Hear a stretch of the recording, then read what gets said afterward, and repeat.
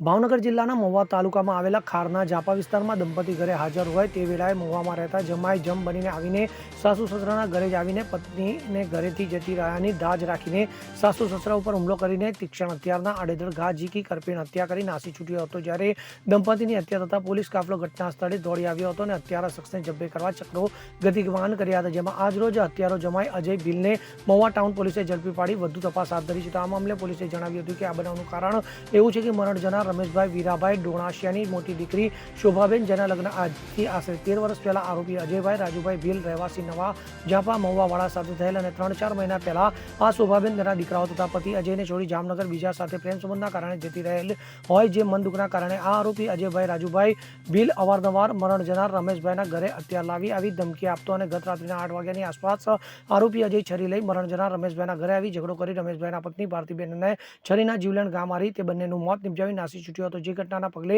Mahuva town પોલીસે ગણતરીના કલાકોમાં આરોપી અજય ભીલની ધરપકડ કરી છે અને મહુવા ટાઉન પોલીસે આરોપીને ઝડપી વધુ તપાસ હાથ ધરી છે। Bureau report CN24 news. હવે જુઓ દેશ દુનિયાની તમામ ખબરો તમારી આંગળીના ટેરવે। ઉઠાવો મોબાઈલ અને Google Play Store પરથી ડાઉનલોડ કરો અમારી CN24 ન્યૂઝ મોબાઈલ એપ।